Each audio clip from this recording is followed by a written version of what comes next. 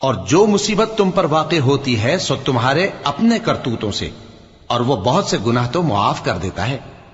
اور تم زمین میں اللہ کو عاجز نہیں کر سکتے، اور اللہ کے سوا نہ تمہارا کوئی دوست ہے اور نہ مددگار۔ اور اسی کی نشانیوں میں سے سمندر میں چلنے والے جہاز ہیں پہاڑوں جیسے، اگر اللہ چاہے تو ہوا کو ٹھہرا دے کہ جہاز اس کی سطح پر کھڑے رہ جائیں۔ ہر صبر اور شکر کرنے والے کے لیے ان باتوں میں قدرت کے نمونے ہیں، یا ان کے اعمال کے سبب ان کو تباہ کر دے اور بہت سوں کو معاف بھی کر دے۔